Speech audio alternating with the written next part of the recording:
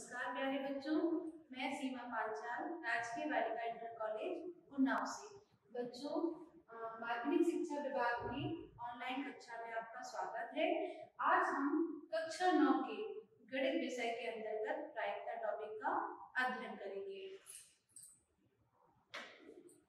हमारे चर्चा के बिंदु रहेंगे भूमिका, प्रायिकता एवं प्रायोगिक दृष्टिकोण। अगला पॉइंट हमारा रहेगा आधुनिक युग में प्रायिकता के सिद्धांत का क्या उपयोग है। उसके बाद हम पढ़ेंगे प्रायिकता का क्या अर्थ है। उसके बाद यादृच्छिक प्रयोग किसको कहते हैं। उसके बाद हम लोग पढ़ेंगे प्रतिदर्श समस्या। उसके बाद हम लोग अध्ययन करेंगे बच्चों घटना एवं घटनाओं के प्रकार। घटना किसको कहते हैं और ये कितने प्रकार की होती है। उसके बाद हम लोग प्रायिकता से संबंधित कुछ सवालों को हल करेंगे। फिर पढ़ेंगे हम लोग महत्वपूर्ण तथ्य। इन सवालों को हल करते समय हमें किन बातों का विशेष ध्यान रखना है उनके बारे में चर्चा करेंगे। और अंत में बच्चों हम लोग गृह कार्य करेंगे।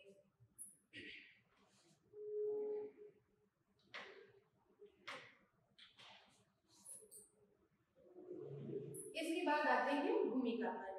प्रायिकता के सिद्धांत की उत्पत्ति 17वीं शताब्दी में यूरोप में हुई, जहां पर उद्योगपतियों एवं व्यापारियों ने संबंधित परिणामों के पूर्वानुमान लगाने के प्रयास किए, जिससे वह अधिक से अधिक लाभ ले सकें।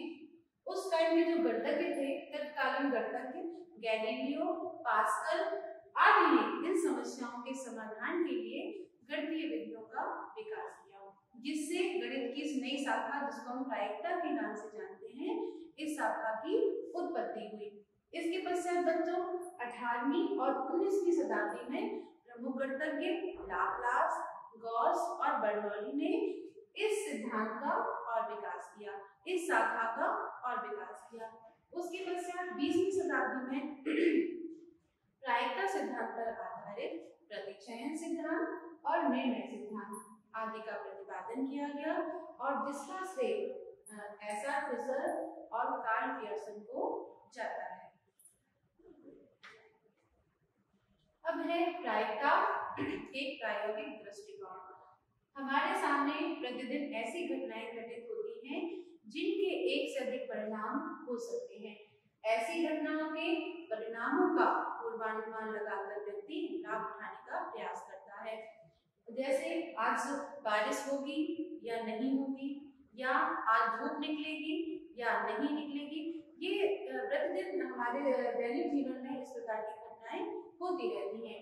इस प्रकार किसी भी घटना से संबंधित पूर्व सूचनाओं एवं परिस्थितियों के आधार पर परिणामों की संभावनाओं को पता करने के सिद्धांत को हम प्रायिकता कहते हैं।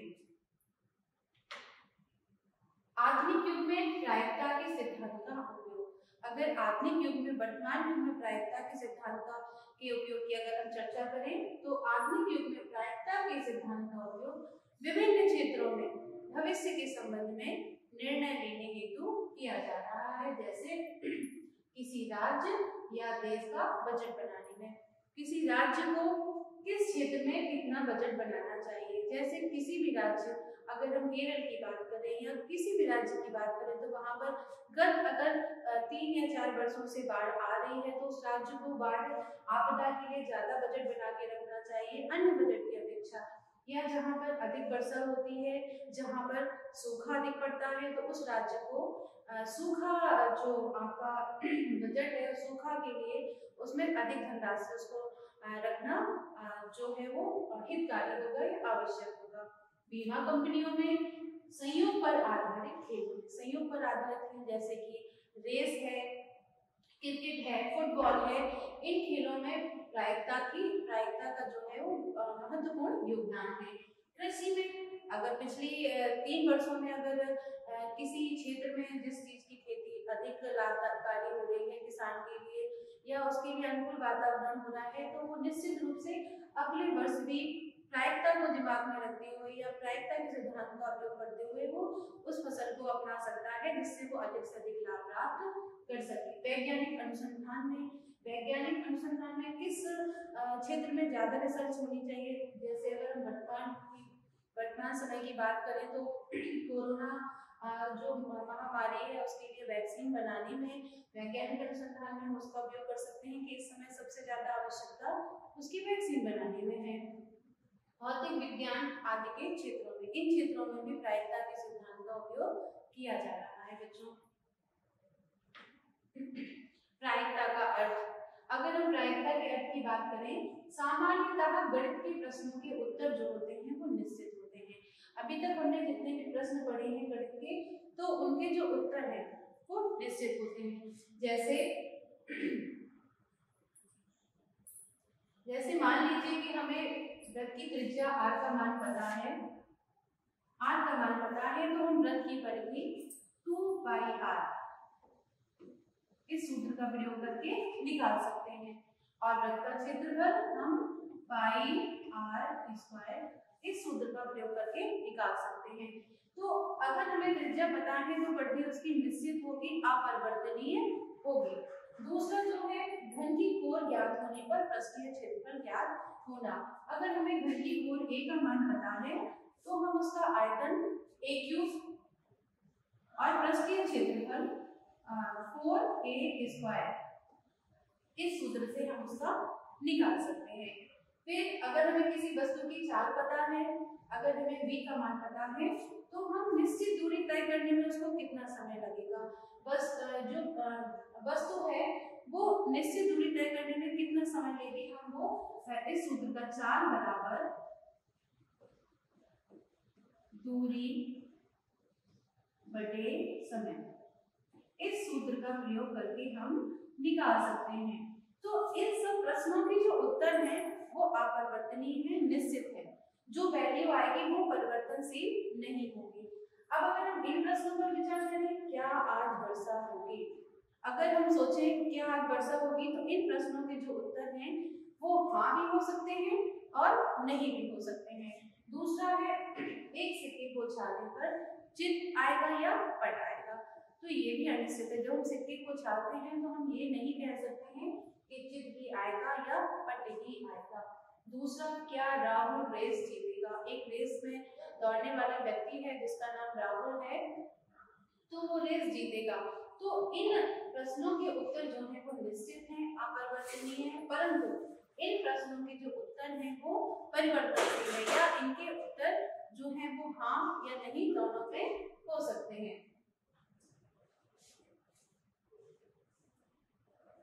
इसके बाद इन प्रश्नों के उत्तर हाँ या नहीं दोनों हो सकते हैं, अर्थात इनके परिणामों में अनिश्चितता है। अतः प्रायिकता ऐसी घटनाओं की अनिश्चितता की माप का अध्ययन करती है जिनके केवल एक ही परिणाम ना होकर अनेक संभव परिणाम होते हैं, और ये परिणाम पूर्णतः निष्पक्ष और संयोग पर आधारित होते हैं। अब यादृच्छिक प्रयोग, जिसको हम इंग्लिश में कहते हैं रैंडम एक्सपेरिमेंट, ऐसे प्रयोग जिनके सभी संभव परिणाम ज्ञात होते हैं, किंतु जब हम उस प्रयोग को करते हैं तो यह कहना असंभव होता है कि हमें कौन सा परिणाम प्राप्त होगा। जैसे किसी पासे को अगर फेंकेंगे तो हमको पता है या तो 1 आएगा या 2 आएगा या 3 आएगा या 4 आएगा या 5 आएगा या 6 आएगा, यानी कि हमको इनका परिणाम पता है, परंतु जब हम उस पासे को फेंकेंगे तो हम ये नहीं कह सकते हैं कि हमें इन 6 अंकों में से कौन सा अंक जो है वो प्राप्त होगा, यानी कि ये परिणाम हमारा बिल्कुल ही अनिश्चित है। दूसरा, पर अगर हम सिक्के को छालें तो हमको पता है कि या तो हेड आएगा या फिर टेल आएगा, परंतु जब हम सिक्के को छाल रहे होते हैं तो हम ये नहीं कह सकते हैं कि हमें चित्त ही प्राप्त होगा या पट ही प्राप्त होगा।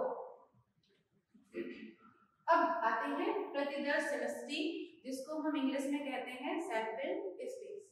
किसी यादृच्छिक प्रयोग से संबंधित सभी परिणामों के समुच्चय को प्रतिदर्श समष्टि कहा जाता है।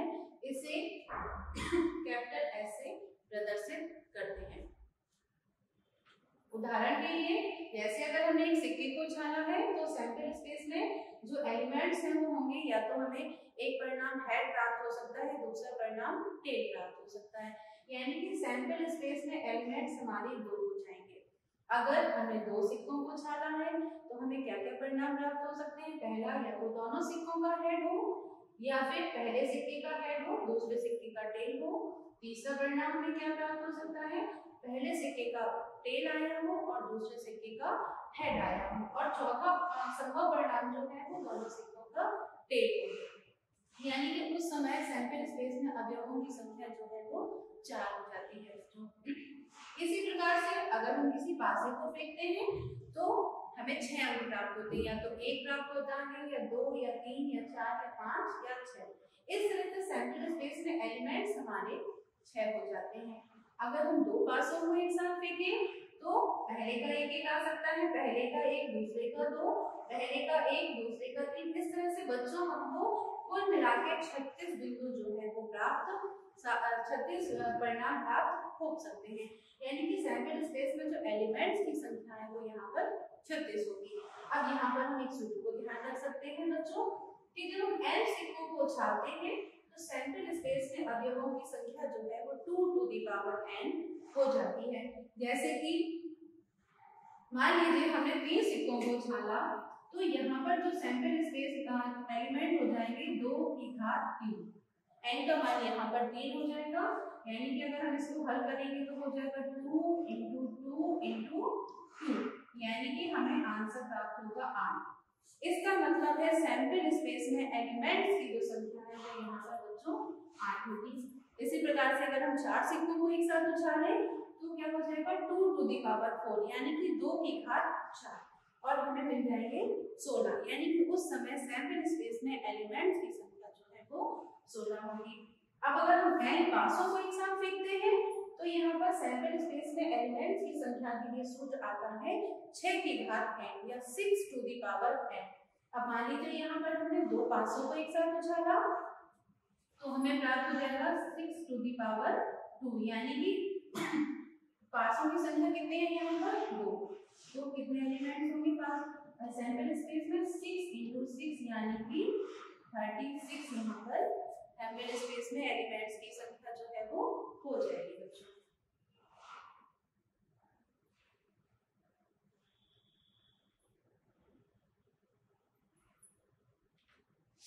अब है घटना। किसी यदृच्छा प्रयोग में इच्छित परिणामों का जो समुच्चय है वो घटना कहलाता है। कोई भी आपने रैंडम एक्सपेरिमेंट किया और उसमें से जो आप चाह रहे हैं, मान लीजिए आपने कोई गेम खेला और आप उसमें चाह रहे हैं कि ये व्यक्ति जीते, तो इच्छित परिणाम हमारा जो होगा उसका समुच्चय जो है वो घटना कहलाता है। जैसे एक पासे को फेंकने में हमने अभी तक आपको बता चुके हैं हम आपको कि जब हम एक पासे को फेंकते हैं तो सैंपल स्पेस में एलिमेंट्स की संख्या 6 होती है। अब हम आपसे कहें कि सम संख्या आने की घटना, यहाँ पर इस शब्द को हम ध्यान रखेंगे। अब हम बात कर रहे हैं घटना की, सम संख्या आने की घटना। तो इसमें देखिए बच्चों सम संख्या कौन कौन सी है? 2 है, 4 है और 6 है। तो सैंपल घटना में कितने एलिमेंट्स हो जाएंगे हमारे? 3, 2, 4, 6, यानी कि अनुकूल परिणाम हमारे 3 थे इसमें, इसलिए ये हमारा हो जाएगा घटना। अब यहाँ पर हमको एक बात और ध्यान रखनी है कि 5 भी, इसको बच्चों पढ़ते हैं 5 भी एक घटना होती है जिसको असंभव घटना कहते हैं, यानी कि ये घटना कभी भी घटित नहीं होती है। एस भी दूसरी एस भी एक घटना होती है जिसको निश्चित घटना कहते हैं, यानी कि एस जो है वो हमेशा घटित होती है और फाइव जो घटना है वो कभी भी घटित नहीं होती है। जैसे अगर हम इसको उदाहरण में समझें तो पासे की फेंक में 6 से बड़ा अंक आने की घटना। अगर हम आपसे कहें कि हमने पासा फेंका है और उसमें 6 से बड़ा अंक आने की घटना, तो हम जानते हैं कि पासे में 6 से बड़ा अंक कोई भी नहीं होता है, तो ये घटना कभी भी घटित नहीं होगी और इसको हम बच्चों कहेंगे असंभव घटना। दूसरा, अगर हम आपसे कहें पासे की फेंक में 7 से छोटा अंक आने की घटना, तो सारे अंक जो होते हैं वो 7 से छोटे होते हैं, यानी कि ये घटना निश्चित रूप से घटित होगी।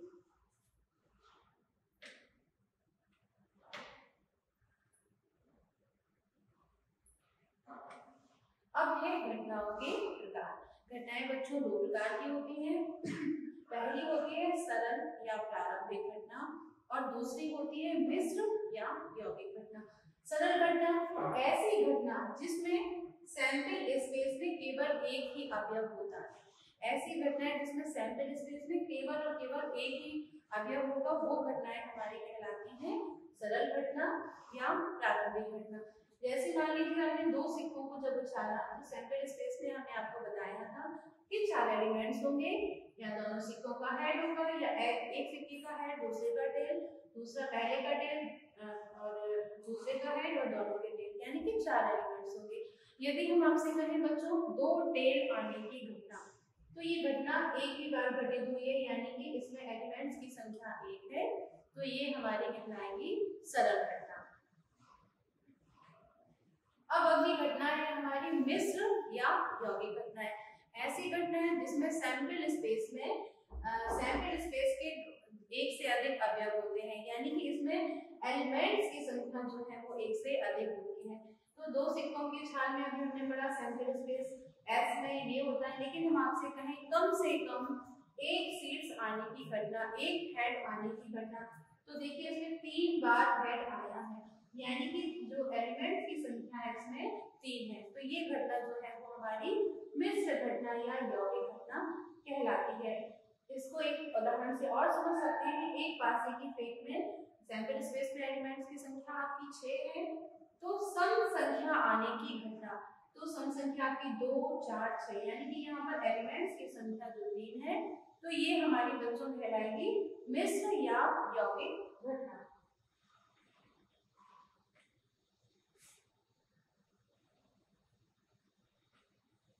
अब पढ़ते हैं घटनाओं का निषेध।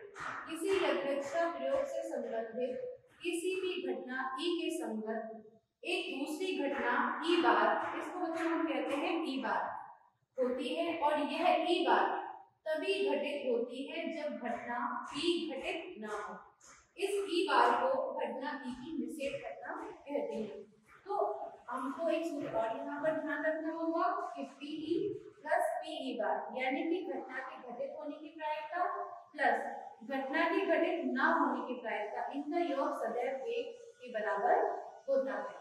फिर है प्रायोगिक या आनुभाविक प्रायिकता, किसको कहते हैं? यदि इसको हम किस फॉर्मूला से प्रायिकता की वैल्यू निकालते हैं उसका अध्ययन करेंगे। यदि किसी यादृच्छिक प्रयोग से संबंधित अभिप्रयोगों की संख्या n है, यानी कि हमने किसी भी जो प्रयोग किए हैं उनकी संख्या टोटल n है, तब घटना की आनुभाविक प्रायिकता PE यानी कि प्रोबेबिलिटी ऑफ इवेंट बराबर अभिप्रयोगों की घटना जिसमें घटना घटित हुई, यानी कि हमारे जो अनुकूल परिणाम है उनको हम ऊपर रखेंगे और कुल कितनी बार हमने ये अभिप्रयोग किए वो नीचे रहेंगे। अब यहाँ पर एक बार ध्यान देने योग्य है बच्चों, P का मान सदैव 0 से 1 के बीच में होता है, 0 भी होता है और 1 भी होता है, यानी कि PE is greater than equal to 0 and less than equal to 1। जब P का मान 0 के बराबर होता है तो वो घटना असंभव घटना कहलाती है, जिसको हम हाई भी कहते हैं, और जब P का मान 1 होता है तो वो घटना हमारी निश्चित घटना कहलाती है। किसी भी अभिप्रयोगों की समस्त घटनाओं की प्रायिकता का योगफल 1 होता है। अगर कोई भी हमने ट्रायल किया है और उससे संबंधित कई घटनाएं हैं तो इन घटनाओं की प्रायिकताओं का जो योग है वो सदैव 1 के बराबर होता है। मान लीजिए अभिप्रयोगों में घटनाएं A1, A2, A3 यानी कि 3 घटनाएं घटित हुई है, तब PE1 plus PE2 plus PE3 इन तीनों का योग जो है वो 1 के बराबर होगा। अब आते हैं कुछ उदाहरण पर। एक सिक्के को 1000 बार उछालने पर निम्नलिखित वार्ताएं प्राप्त होती है। चित्र जो है वो 455 बार आया है और पट जो है वो 545 बार आया है।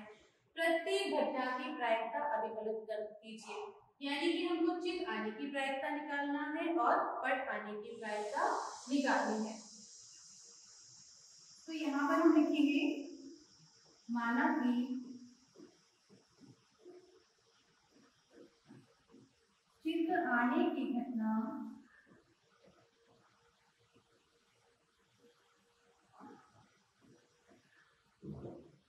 बराबर P1 और पट आने की घटना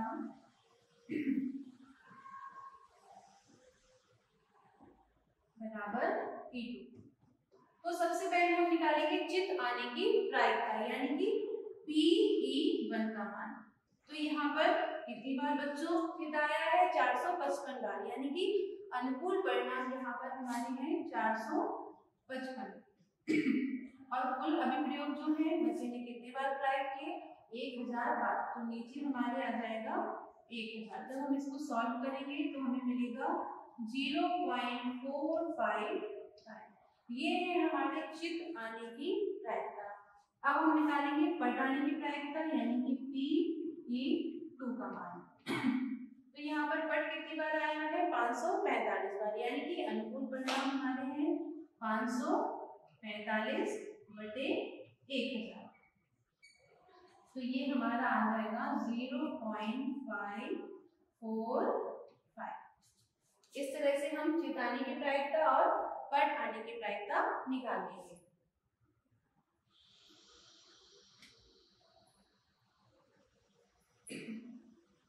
अब अगले प्रश्न पर आते हैं। दो सिक्कों को एक साथ 500 बार उछालने पर हमें यह प्राप्त होता है कि दो चित जो है वो 105 बार आए हैं, एक चित जो है वो 275 बार आया है और कोई भी चित नहीं, ये घटना 120 बार घटित हुई है।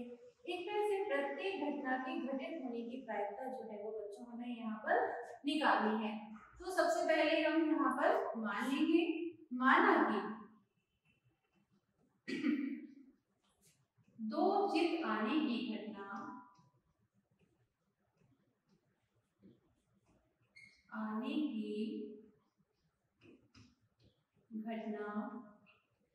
इसको हम मान लेंगे E1 और एक चित आने की घटना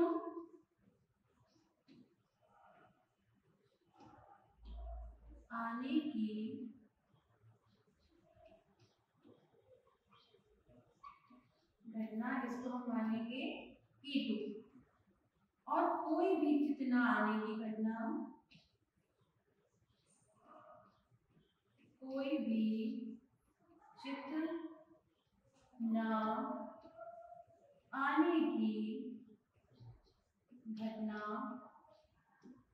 इसको हम मान लेंगे E3।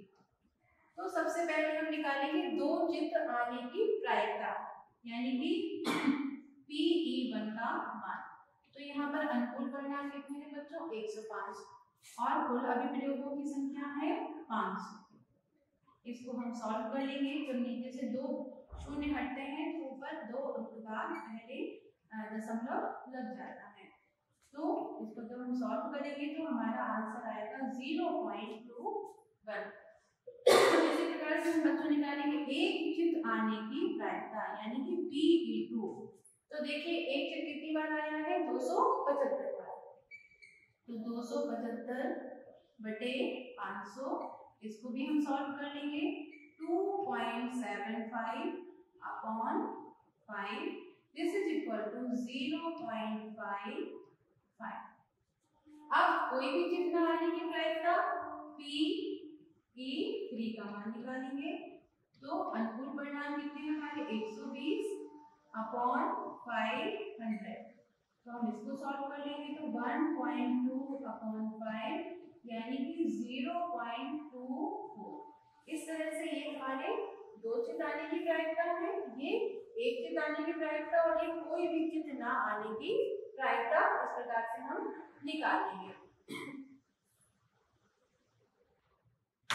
अगले प्रश्न पर आते हैं। बीजों के 5 थैलों में से प्रत्येक थैले से 50 बीज यदृच्छा चुनकर उन्हें ऐसी मानकीकरण अवस्थाओं में रखा गया है जो अंकुरण के अनुकूल है। 20 दिन बाद प्रत्येक संग्रह में अंकुरित हुए बीजों की संख्या गिनकर नीचे दर्शाए हुए एक सारणी में लिखी गई है। पहले थैले में 50 में से जो है वो 40 बीज अंकुरित हुए, दूसरे में 48 बीज अंकुरित हुए, तीसरे में 42 बीज अंकुरित हुए, चौथे में 39 और पांचवें में 41।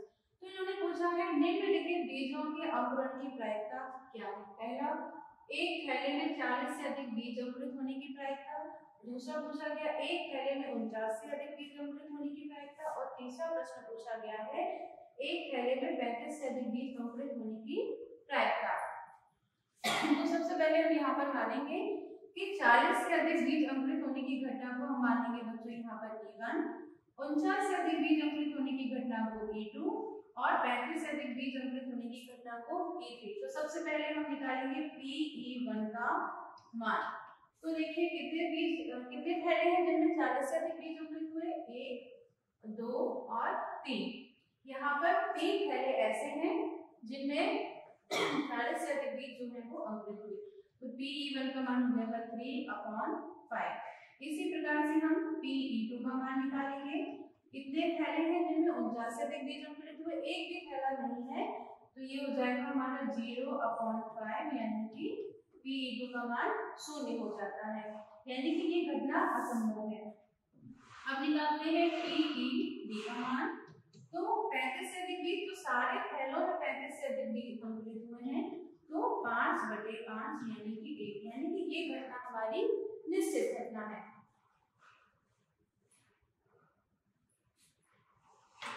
अगला प्रश्न बच्चों, आटे की उन 11 थैलियों में जिन पर 5 किलोग्राम अंकित है, वास्तव में आटे की निम्नलिखित भार किलोग्राम में है। ये 5 किलोग्राम थैली ली गई है, उसमें देखा गया कि जो उनका वजन है वो 5 किलोग्राम से किसी में अधिक है और कम है। यदि चुनेंगे 5 किलो थैली में 5 किलोग्राम से अधिक आटा होने की प्रायिकता क्या होगी। तो हमने यहाँ पर माना कि 5 किलोग्राम से अधिक आटा होने की प्रायिकता 1 है। तो हम देखेंगे यहाँ पर कितनी थैली ऐसी हैं जिनमें 5 किलोग्राम से अधिक आटा है।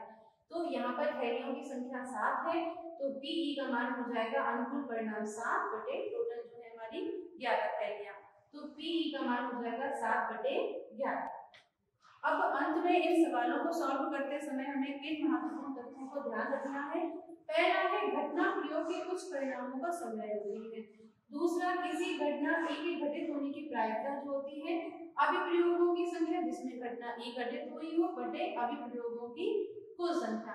तीसरा, किसी घटना के घटित होने की प्रायिकता का जो मान है वो 0 से बड़ा और बराबर होता है और 1 से छोटा और बराबर होता है। जब PE का मान 0 होता है तो घटना असंभव घटना कहलाती है, और जब PE का मान 1 होता है तो घटना निश्चित घटना कहलाती है। अगली बात जो हमें ध्यान देनी होगी, PE प्लस PE बार का मान सदैव 1 होता है। और अंत में बच्चों आते हैं हम गृह कार्य पर। पहला प्रश्न है, किसी पासे की फेंक में विषम संख्या ऊपर आने की प्रायिकता ज्ञात कीजिए।